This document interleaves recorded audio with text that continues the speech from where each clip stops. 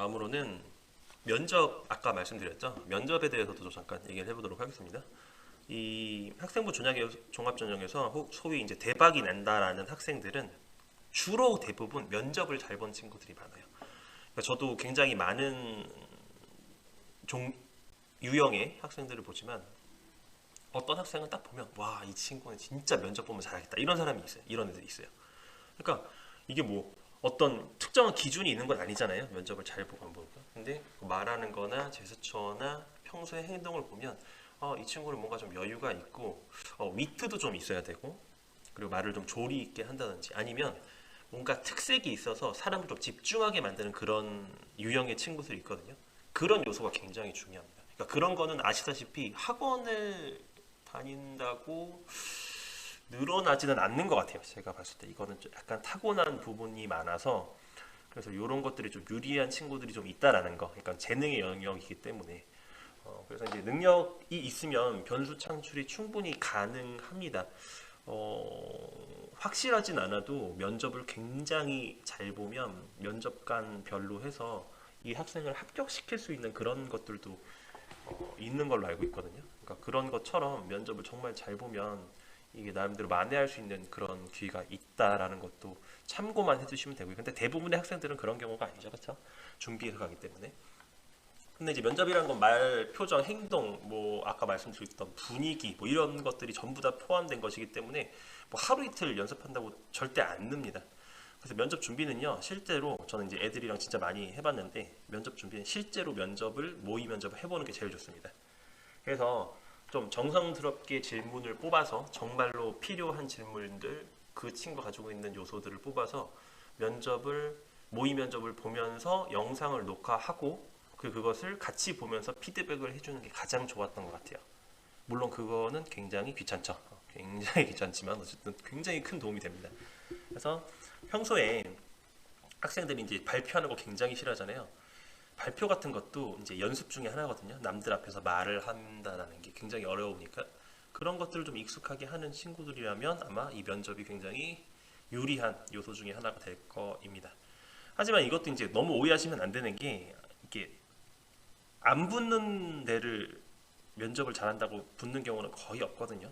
그렇기 때문에 이제 비슷한 수준에서 경쟁력을 갖추는 요소지, 또 면접에 꽂혀가지고 막 면접 막 연습만, 너무 그런 거는 또 지양을 하셔야겠죠. 어쨌든 그 변수 창출의 요소 중에 하나가 될 수는 있다.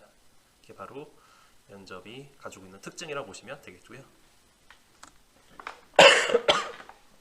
나머지 것들 한번 보겠습니다. 추천서는 이제 뭐 서울대나 이런 그 높은 급의 학교를 갈 때는 아직도 학교장 추천서가 존재를 하지만 거의 대부분의 교사 추천서는 사라졌다고 보시면 됩니다. 자기소개서도 엄청 막 학원 다니면서 쓰고 피드백 막 받아서 쓰고 얼마씩 내고 막 그렇게 많이 했잖아요. 저서도 이제 거의 다 사라지고 있습니다. 그렇기 때문에 우리 애들이 가는 2026년이 되나요? 그때쯤이 되면 해당하지 않을 가능성이 높기 때문에 언급을 따로 드리진 않겠습니다. 학생부 종합 전형은 이제 불공정, 이제 아무래도 이제 타고난 어떤 그런 것들이 많으면 유리할 수 있고, 그리고 이제 뉴스에 나오는 그런 내용들처럼 뭔가 그런 뭐 재산이라든지 어떤 뭐 경제, 권력 이런 것들이 있으면은 이제 유리한 그런 요소들이 많았었기 때문에 학종을 축소하고 수능을 확대하자라고 하는 지금 분위기입니다. 분위기는. 근데 제가 봤을 때는 이제 뒤에서 일반계 고등학교 말할 때 설명을 드리겠지만, 학종이 반드시 이 수저를 타고나면 잘하고 못하고는 아니거든요. 그러니까 이거 제가 봤을 때는 절대적인 평등이냐 상대적인 평등이냐의 차이인데, 수능을 절대적인 평등이라고 보면 이 학종은 상대적인 평등이거든요. 그러니까 학교마다 수준이 전부 다 다른데 수능은 모두 다 똑같은 문제를 풀죠. 그러니까 이게 절대적인 평등이죠. 근데 아시다시피 절대적인 평등이 진짜 평등이라고 생각하는 경우도 있겠지만 아닐 수도 있잖아요. 그렇죠? 왜? 타고난 게 다르니까. 가지고 있는 게 다르니까. 근데 이 상대적인 평등이라고 하는 학종 같은 경우는 그 학교에서 잘하면 되거든요. 그래서 예를 들어서 교육적으로 좀 소외받는 지역에서 있는 학생들은 만약에 절대적인 평등이었다면 아무도 좋은 곳을 갈 수가 없는데, 아무래도 학종이라는 것은 학교를 기준으로 판단을 하기 때문에 성적이 나오기 때문에 그래도 정말 그 유능한 애들이 모여 있는 곳과 같이 경쟁할 수가 있거든요. 그래서 저는 이게 뭐가 맞다 틀리다는 잘 모르겠습니다. 그리고 일반 계고 입장에서 보면 학종은 없어지면 안 되는 전형인 건 확실하게 맞습니다. 근데 어찌 됐든 학종이라는 게 우리 아이들이 학교를 갈 때도 여전히 살아남아 있을 것이고, 그리고 특히나 선호하는 대학에서는 꽤나 중요한, 가장 중요하다고 봐도 무방하겠죠. 수능 다음으로 중요한 전형이라는 것은 이제 반드시 기억을 하셔야 됩니다. 그래서 일반고 학생들에게는 학종이 거의 대부분 이제 밥줄입니다. 그러니까 거의 대부분의 일반고 고등학교는 학종 중심의 운영을 하게 되어 있을 수밖에 없어요. 왜냐하면 정시로는 경쟁력이 떨어지니까. 그래서 일괄역전의 기회이고, 특목 같은 경우는 이제 학종은 완전 이제 클래스가 다르기 때문에, 그러니까 일반고의 학종과 특목고의 학종은 굉장히 설명이 다르게 들어갈 수밖에 없거든요. 왜냐하면 특목고는 특목고 따로 전형도 있고, 특목고 학생은 따로 평가를 뭐 하기 때문에 이제 어떻게 평가를 하나요? 블라인드인데 요즘 뭐 그렇게 말씀하시면은 방법이 다 있습니다. 그렇기 때문에 특목고의 학종은 이제 제가 설명하기 좀 그럴 것 같고, 어쨌든 되게 중요한 요소라는 것은 반드시 기억을 해두셨으면 좋겠습니다. 자, 그러면 학생부 종합전형의 특징 한번 보도록 하겠습니다. 아까 말씀드린 것처럼 정량 평가와 정성 평가 중에서 정상 평가로 선발을 합니다. 정량 평가는 점수가 딱 나와 있기 때문에 이 정도 점수면 갈 수 있어, 나름대로 가이드가 되지만, 학생부 종합전형은 아마 학교 홈페이지를 돌아다니시면서 입결을 보셔도 나와 있긴 한데 그 자세한 점수를 구하는 방법은 제시를 안 해줄 거예요.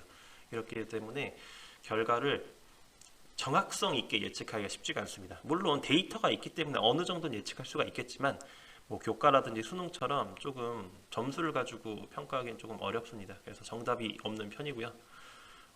그리고 이제 학생부 종합은 일반 계고에서 굉장히 많이 쓰기 때문에 경쟁률이 꽤나 높은 편입니다. 그래서 학생부 교과에 비하면 약간 이제 모험을 하는 경우들도 꽤 많고요. 그러니까 상향 지원도 꽤 많이 하거든요. 학생부 종합으로 제가 봤을 때는 하향 지원을 하는 경우는 한 번도 못 봤어요. 교과는 하향을 해도 학종은 거의 대부분 상향 아니면 소신, 그러니까 평균 정도로 지원을 합니다. 그렇기 때문에 경쟁률이 굉장히 많고, 6장의 보통 수시 카드가 있으면 대부분의 학생들이 최소한 2장 이상, 3장 이상을 씁니다. 학종만 6장 쓰는 경우도 있고, 그렇기 때문에 경쟁률이 높은 편이고요. 전체적으로 학교 생활을 잘해야 돼요. 그러니까 공부만 잘하면 되는 것도 아니고, 수능만 잘하면 되는 것도 아니고, 이제 학교 생활만 잘하면 되는 것도 아니고, 그러니까 이것저것 다 잘 해야 되기 때문에 여러 가지 것들을 고려를 해야 됩니다.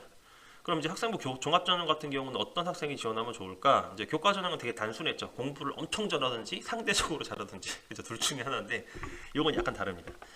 물론 이것도 공부를 엄청 잘하면 좋죠. 교과 성적이 굉장히 뛰어나면 학교 생활은 따라오기 마련이기 때문에, 근데 그런 경우는 없다라고 생각하면 교과랑 학교 생활을 균형적으로 잘하는 학생들을 추천을 합니다. 뭐 예를 들어서 나는 교과만 팔 거야, 아니면 학교 생활만 팔 거야. 거의 후자가 많거든요. 일반 계곡 하면. 그러니까 교과는 안 되니까 학교 생활만 막 파는 거죠. 그럼 그런 친구들이 한 2년 정도 그렇게 학교 생활을 판 다음에 3학년 때 돼가지고 성적을 딱 보면은 쓸 수 있는 데가 아무도 없어요. 그럼 그 친구들은 이제 슬럼프에 빠지는 거죠. 내가 2년 동안 이렇게 학교 생활 열심히 하고 막 전교 회장도 하고 했는데 뭐 내신이 뭐 5등급, 뭐 6등급 그래요. 그러면 아무 데도 이제 갈 데가 없죠. 왜? 그런 친구들은 눈이 이미 높아져 있기 때문에 뭐 서울권 아니면 취급도 안 합니다. 그러면 이제 눈물을 뚝뚝 흘리죠. 자, 두 번째는 교과에 부족하면 학교 생활을 채울 수 있는 학생. 이게 이제 아까 제가 처음 부분에 설명해드렸던 그 부분이죠. 예를 들어 3등급 정도의 점수면 갈 수 있는 학교를 3.5에서 4등급 정도 되는 학생이 학교 생활로 그 0.5에서 1 정도를 메꾸는 형식이라고 보시면 되겠습니다. 그리고 세 번째는 아까 강조드린 것처럼 면접에 특히나 강한 강점이 있는 그런 학생들, 전교에 한 5명, 6명 정도는 있을 거예요. 대여섯 명쯤은 있을 겁니다. 이런 친구들은 한번 고려를 해봄직 하겠죠. 그래서 학생부 종합전형의 전략, 어떤 것들을 좀 준비를 해야 되는지를 좀 통합적으로 보면 가장 중요한 건 항상 계속 강조드립니다. 교과 성적이 기반이 돼야 학종도 쓸 수가 있습니다. 그러니까 이게 상호 연결이 굉장히 긴밀하게 되어 있는데, 얘가 없으면 얘가 안 돼요. 아무리 얘가 빛나도 얘가 안 되면 쓸 수가 없습니다. 그러니까 얘가 필요 조건이고 얘가 이제 선택적으로 이제 플러스 알파 되는 요건이라고 할 수 있겠죠. 그러니까 필요 조건, 우선 조건 정도가 되겠죠. 그래서 어떤 것들을 해야 되냐? 저는 개인적으로 학종을 생각하는 친구가 있다면 중학교 졸업하기 전까지 진로 희망 분야를 확정하는 걸 진짜 추천합니다. 왜냐하면 전략을 짜려고 하면은 그것에 맞는, 그러니까 컨설팅을 받으면 보통 뭐 하고 싶은지는 딱 정해져 있어야 돼요. 그게 안 되면은 컨설팅 안 해줍니다. 왜? 그걸 찾는 게 제일 어렵거든요. 근데 그런 찾는 거 이제 제가 이제 해주려고 하는 것이긴 하지만 아마 저희 25명 중에서도 그게 3학년 내에 될지 안 될지 모르겠습니다. 거의 반 정도를 목표로 하고 있긴 한데 거의 안 되거든요, 잘. 근데 특히나 학종술 친구들은 진로 희망 분야를 좀 구체화를 시키면 좋습니다. 그러니까 뭉뚱그려서라도 하면 좋아요. 뭐 예를 들어서 뭐 화학, 공학 뭐 이 정도는 아니더라도 직업을 구체적으로 정하지 못하더라도 적어도 뭐 과학, 사실 그것도 좀 애매하게 나면 과학자 뭐 이 정도, 조금 더 들어가면 화학자 뭐 이 정도는 좀 해줬으면 좋지 않을까 싶고요. 이제 이걸 정했으면 이제 전공이 정해지는 거잖아요. 그렇죠? 그러면 전공 적합성에 맞는 지속적이고 일관된 활동을 하면 할수록 유리합니다. 그래서 동아리도, 그러니까 이게 되게 슬픈 얘기죠. 시스템 때문에 내가 다른 걸 해보고 싶어. 예를 들어서 동아리를 하는데 뭐 화학공학을 하고 싶으니까 화학 관련된 거를 뭐 만들어가지고 해요. 근데 이 친구가 뭐 너무 밴드부를 하고 싶은 거야. 그럼 하지 않아야 되나? 그런 건 아니에요. 하지 않아야 되는 건 아닌데 좋을 건 별로 없어요. 솔직하게 말씀드리면 서류를 평가할 때. 그래서 질문할 수 있거든요. 자네는 왜 밴드부 했나? 라고 하면 이제 거기서 질문을 좀 대답을 잘하면 되겠죠. 제가 화학에 굉장히 관심이 많아가지고 이런 것들을 여러 가지를 했습니다. 근데 제가 뭐 이렇게 스트레스를 풀거나 이렇게 해소를 할 때는 보통 뭐 밴드 이제 뭐 연주를 한다든지 노래를 하면서 푸는 경우들이 굉장히 많았습니다. 그래서 이제 동시에 할 수 있다라고 느껴져가지고 뭐 이런 식으로 이제 얘기를 하면 되기 때문에 뭐 잠깐 정도, 한 개 정도는 괜찮지만 너무 중구난방 뒤죽박죽 되면은 이 전공 적합성이 떨어지기 때문에 이것도 되도록이면 일관되게 하는 게 굉장히 중요하고요. 그리고 3번, 이거 되게 중요한데 학생들이 생각보다 이걸 되게 중요하게 생각을 안 하거든요. 이것도 마찬가지고 교과 선생님들이 이제 세특을 적어주시잖아요. 근데 이제 소위 얘기하는 이제 선생님의 입장에서 한번 얘기를 해볼게요. 교사 입장에서. 교사 입장에서도 되게 여러 가지 유형의 학생들이 있는데 이런 친구들이 있어요. 그러니까 똑똑하지만 얄미운 친구가 있고 조금 부족하지만 굉장히 마음이 가는 그런 친구들이 있습니다. 이 똑똑한 친구들은요 그런 것들을 잘 알아서 막 본인이 먼저 와가지고 요구를 해요. 이런 거 써주세요. 이런 거 해주세요. 근데 이게 선생님마다 되게 다르긴 한데 저는 그냥 써주긴 하거든요. 근데 어떤 선생님들은 굉장히 이제 좀 불쾌하다라고 느끼시는 분들도 있어서 절대 이제 안 써주시는 경우들도 있고요. 대부분 써주시긴 하지만 그렇기 때문에 교과 수업 시간에 일단 기본적으로 좀 충실하게 해서 선생님과의 관계, 그러니까 이 친구가 굉장히 열심히 하고 있구나라는 걸 스스로 인지하실 수 있게끔 해주는 게 되게 중요합니다. 그러니까 아이들한테 선생님과의 관계가 좋아야 돼라고 말을 하면 아이들이 오해를 해서 무슨 뭘 하라는 건가? 뭐 돈을 주라는 건가? 선물 주라는 건가? 아닙니다. 제일 기본적인 건 인사입니다. 일단 얘가 누군지 모르면 어떤 행사가 있는다든지 어떤 중요한 좋은 기회가 있을 때 설명해 줄 수가 없어요. 왜? 걔가 뭘 좋아하는지 모르니까. 그러면 일단 인사부터 해가지고 나라는 사람을 인지시킨 다음에 이제 지나갈 때마다 한 번씩 얘기를 하는 거죠. 뭐 교무실 잠깐 놀러 갔을 때라든지 아니면 밥 먹으러 가다가 마주치면 선생님 저 이런 거 요즘에 관심 있어 좀 해보고 싶어요 라고 하면 그 수백 명의 학생들 중에서 그런 애들이 있으면 한두 명 정도는 기억이 나거든요. 그러면 뭐 행사나 어떤 대회 같은 게 있을 때 그러면 그때 걔가 이거 하고 싶다고 했었는데 걔한테 먼저 추천해볼까? 이게 사람이 어쩔 수 없이 그렇게 되거든요. 그렇기 때문에 그런 관계를 얘기를 하는 거지 뭐 아부를 떨고 이런 얘기 아닌데 아무래도 아이들은 사회생활을 해본 적이 없기 때문에 그런 부분은 조금 부족합니다. 그런 것들은 보호자분들이 좀 노하우를 나름대로 팁을 좀 알려주시면 좋지 않을까 그렇게 생각이 듭니다. 어쨌든 여기도 사회니까 작은 사회니까. 그리고 네 번째는 이제 교과 전형은 거의 100%다 최저 학력을 본다고 했잖아요. 근데 요즘은 학종도 최저 학력을 거의 다 봅니다. 그러니까 좋은 학교는 어지간하면 다 본다고 보시면 되고요. 학종인데 최저학력 안 본다. 그러면은 교과에서 최저학력을 안 보는 것처럼 이제 경쟁이 소위 얘기하는 박 터지죠, 진짜로. 경쟁률부터 시작해가지고 어마어마하게 이제 뛰어난 친구들이 몰리기 때문에 차라리 최저학력이 있는 게 속편할 수 있다. 라는 것을 알아두시면 됩니다. 그래서 정리를 하면요, 학생부 종합전형이란 건 활동만 하면 되는 전형이 절대 아니고요. 교과 수업이 학교 활동으로 어떻게 이제 승화가 된 거죠. 교사의 능력에 의해서 승화된 것이 어떻게 연계되고 그래서 그로 인해서 그 친구가 어떻게 성장하고 앞으로 어떻게 발전하였는지를 이제 서류를 통해서 이제 기록한 것을 통해서 면접으로 확인하는 종합적인 종합적인 평가 시스템이라고 보시면 되겠습니다. 그러니까 이게 굉장히 좋은 면들로만 보면 이거야말로 굉장히 이상적인 평가 방법이죠. 그렇죠? 성적만 보는 것도 아니고 학교 생활만 보는 것도 아니고 종합적으로 보는 거니까. 근데 학생들 입장에서는 학부모님들 입장에서는 대비해야 될 게 많기 때문에 좀 부담이 될 수 있는 전형이다. 하지만 절대로 무시할 수 없는 전형이다. 중요한 전형이다. 꼭 기억하시길 바랍니다. 자, 수시 전형 중에서 세 번째 논술 전형입니다. 논술 전형은 전체 인원의 3% 정도를 선발을 합니다. 그래서 아니 3%밖에 안 뽑아? 별로 중요한 전형이 아니네 라고 하시겠지만 그렇지 않습니다. 이 3% 안에는 거의 대부분 선호하는 대학, 그러니까 정확히는 거의 인서울이거든요. 거의 인서울 안에 선호하는 대학들이 주라고 보시면 돼요. 그러니까 지방에는 논술 전형을 거의 안 봅니다. 거의 안 보고요. 이 서울권에 있는 학교들은 이제 8% 정도를 논술 전형으로 선발한다고 보시면 돼요. 8%가 적은 숫자는 아니거든요. 꽤. 그리고 논술 전형은 특히나 뽑는 학교에서 되게 많이 뽑아요.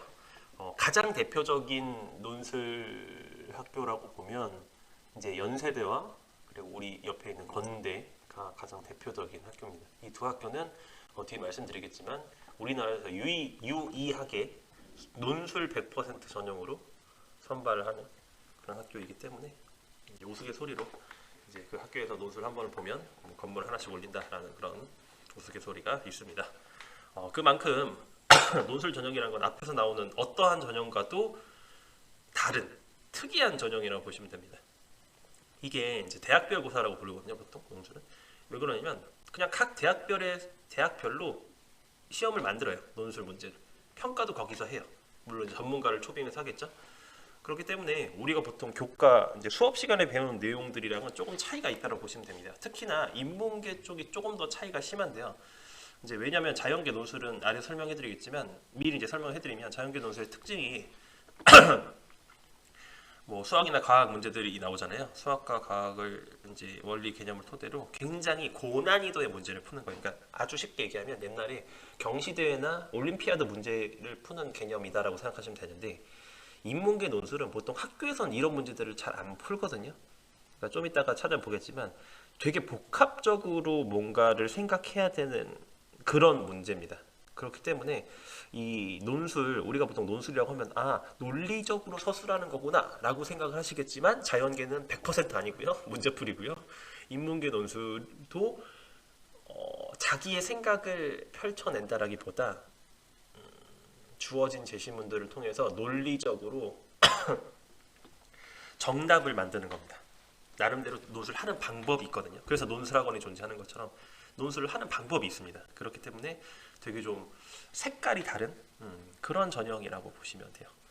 그래서 논술 유형은 보통 학생부도 같이 봐요. 논술만 100% 보는 경우는 많지 않고 학생부도 같이 봐서 이제 6대4, 7대3 정도의 비율로 봅니다. 그래서 논술 비중이 엄청나게 높기 때문에 학생부가 꽤 좋지 않더라도 이제 이거는 조금 예외입니다. 앞에서 얘기했던 학종은 성적이 굉장히 절대적으로 중요한데요. 논술 전형 같은 경우는 논술이 난이도가 워낙 있다 보니까 고득점과 저득점의 차이가 꽤 크게 나거든요. 그렇기 때문에 이 엎치락뒤치락 하는 경우들이 꽤 많습니다. 그래서 대박 사건, 대박 결과 이런 것들은 거의 다 논술 전형에서 나온다고 보시면 됩니다. 그래서 논술 100% 전형은 연세대, 건국대가 있기 때문에 한 번쯤은 기억을 해두시면 좋겠고요.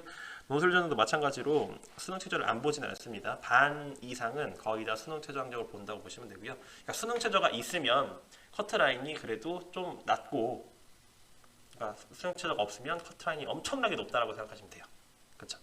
그러니까 심지어 논술 100%인데 수능 최저를 만약에 안 보잖아요. 그렇죠? 논술 100%니까 수능 최저가 있을 수도 있지만 없을 수도 있거든요. 그런 만약에 학교가 있다라고 하면 그 학교는 진짜 진짜 폭발하겠죠. 왜? 공부 안 했어도 이 논술만 잘 보면 붙는 거니까. 그렇기 때문에 굉장히 경쟁률이 높습니다. 제가 한문교사이기 때문에 백문이 불여일견 100번 듣는 것보다 한 번 보는 게 낫죠. 그래서 어떤 느낌인지 체험을 해보도록 하겠습니다.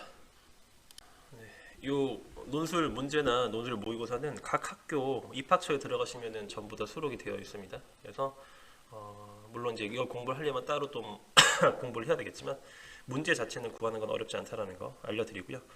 인문 계열과 자연 계열로 나눠져 있는데 같이 보면서 한번 느낌을 보도록 하겠습니다. 보통 논술은 100분에서 120분, 그러니까 2시간 정도 분량이라고 보시면 되고요. 문제 자체는 많지 않습니다. 이 인문사에게 점수를 보시면 두 문제요, 딱. 그래서 이 가 문제가 40점, 그리고 이 문제 2번이 60번 해가지고 두 개가 있거든요. 근데 보시면 점수가 글자 수가 많지 않습니다. 그렇죠? 논술이라고 하면 엄청 뭐 빽빽하게 써야 될 것 같은데 그렇지 않아요. 정답을 요구하는 것이기 때문에 600자 이내, 600자 이내면은 아마 요 정도 분량 정도 될 겁니다. 요 정도. 그리고 이 1000자면 이거보다 조금 많은 정도가 되겠죠. 그렇죠? 그렇기 때문에 이러한 문제들이 있습니다. 자, 그러면은 한번 느낌을 볼까요? 근데 이제 문제는 두 개지만 제시문이 굉장히 많아요. 제시문의 종류를 한번 보면 가 같은 경우는 뭐 사회학적 상상력, 구성원의 행위, 아마 사회문화 그렇죠? 교과서로 나와 있네요. 이런 내용이고요. 자, 나의 경우는 뭐 설계, 구조, 뭐 사이버 규범, 행위를 규제, 구조의 제약, 뭔가 이렇게 규제하는 걸 얘기하는 것 같네요. 생활과 윤리에서 나오는 거고요. 뭐야 이거 인문계인데 왜 이런 게 나와? 라고 생각을 하시겠지만 이거는 한국지리의 내용이고요. 나 같은 경우는 왠지 철학 같은 느낌이 드네요. 어이구, 왜 이렇게 기나? 그렇죠. 이거는 문학이네요. 고등학교 문학 교과서에서 발제를 한 겁니다. 그래서 딱 보면 아시겠지만 아니 답을 쓰는 건 되게 짧은데 지문들이 굉장히 넓고 각 지문마다 아예 교과가 다르죠. 그래서 융합적 사고라는 겁니다.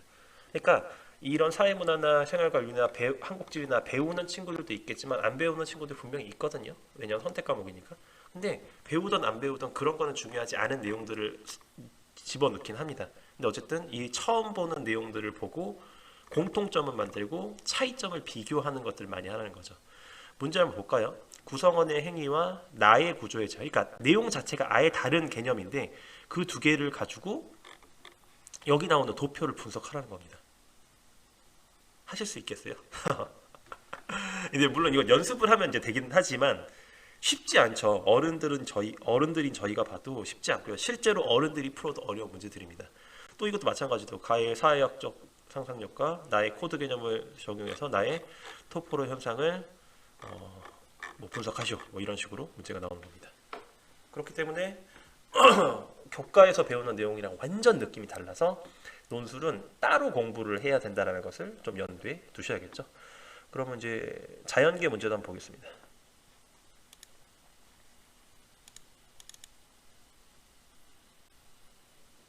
자, 자연계 문제는 이제 그 지원하는 전공마다 조금 다르긴 한데요. 수학은 기본적으로 들어가 있고 이제 과학 선택이 있을 수도 있고 아니면 과학만 볼 수도 있고 그렇거든요. 학교마다 다른데 뭐 저는 뭐 수학을 잘 모르기 때문에 보시면은 뭐 수학을 잘하시는 분들은 아시겠죠? 한번 키워드릴까요? 뭐 엄청 어려운 문제죠, 그렇죠? 딱 봐서 어려운 문제로 보이죠. 그러니까 경시대회 수준이라고 보시면 됩니다. 그러니까 해가지고 이렇게 해가지고 제시문을 주고 조건도 주고 요걸 가지고 이제 문제를 푸는 식, 그렇죠? 거의 다 비슷하죠. 이런 식으로 도형도 나오고 뭐 이제 과학 같은 경우는 그러니까 하나의 제시문만 내는 경우는 거의 없어요. 무조건 제시문을 굉장히 다양하게 여러 개를 놓고요.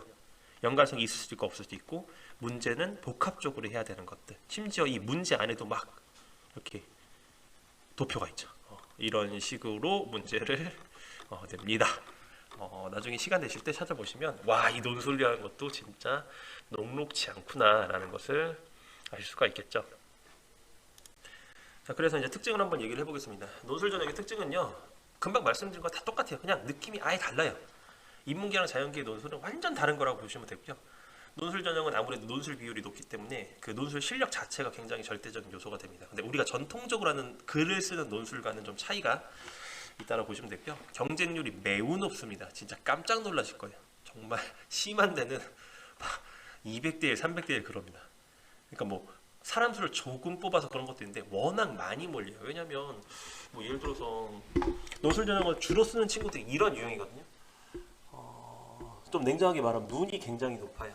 뭐 예를 들어서 공부를 뭐 오래 했을 수도 있고 많이 했을 수도 있고 비싼 학원을 다닐 수도 있고 뭐 부모님이 압박을 주는 걸 수도 있고 어쨌든 저쨌든 눈이 굉장히 높아서 최소한 인서울 아니면 안 봐요.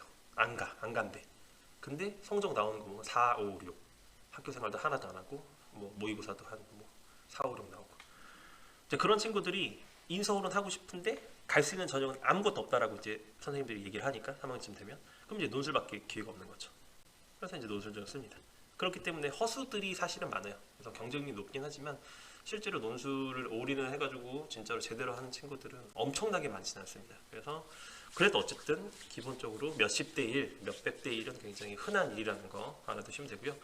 논술 준비를 보통 3학년 1학기 정도부터 하는데요. 논술 준비를 한다는 건 우리가 배우는 교과 그리고 수능 준비를 소홀하게 할 수밖에 없다라는 거겠죠. 그렇기 때문에 논술 준비를 한다는 건 그 탐구 영역 중에서 최소한 한 개 이상을 더 플러스 알파로 시작을 한다라고 보시면 되겠습니다. 그래서 오히려 애매하게 논술을 시작했다가 수능도 잘 못 보고 내신은 더 망치고 학교 생활도 안 되는 그런 결과가 나올 수도 있거든요. 그래서 논술 전형은 좀 고민을 해보셔야 됩니다. 그래서 어떤 학생이 지원하면 좋냐라고 물어보면 인문은 이제 논리 전개와 융합적으로 판단해서 그 결과물을 만들어내는 글을 논리적으로 쓰는 게 중요하고 자연계는 고난도 문제를 잘 풀면 됩니다. 그래서 자신감 있는 친구들 혹은 이제 추천하진 않지만 학생부가 부족은 한데 내가 꼭 가고 싶은 데가 있다. 근데 이게 논술 전형밖에 없다. 뭐 그런 친구들은 써볼 수밖에 없겠죠. 그렇죠. 갈 데가 없으니까. 그리고 이제 소신껏 이제 지원해보고 싶은 학생들이 있긴 한데 떨어질 걸 굳이 뭐 사용을 하는 건 좀 아까울 수는 있겠죠. 근데 뭐 이거는 선택이니까. 그래서 정리해 보겠습니다. 논술 전형은 이제 장단점이 있어요. 굉장히 뚜렷하죠. 그러니까 하이 리스크 하이 리턴입니다. 그러니까 굉장히 위험하지만 이 결과물은 굉장히 만족스럽게 보통 나와요. 왜냐하면 논술 전형은 안전 뭐 이런 식으로 안 쓰거든요. 무조건 상향입니다. 거의 대부분. 그러니까 이제 약간 도박하는 심정으로 하기 때문에. 근데 이제 3%에서 되게 적은 숫자처럼 보이겠지만 주로 서울권에 있는 학교들만 논술 전형을 주로 보기 때문에 뭐 깊이 해야 되고 안 해야 되고 이런 전형이라고 말씀드리기가 힘듭니다. 하지만 논술 전형은 시간이 플러스 알파로 더 필요하기 때문에 의지가 확고해야 되고 능력도 좀 사실은 있어야 되고 준비를 좀 해야겠죠. 그렇기 때문에 아까 말씀드린 것처럼 로또를 바라보는 심정으로 논술 전형을 하는 건 절대로 비추천하고요. 그게 아니고 나름대로의 기준이 있고 생각이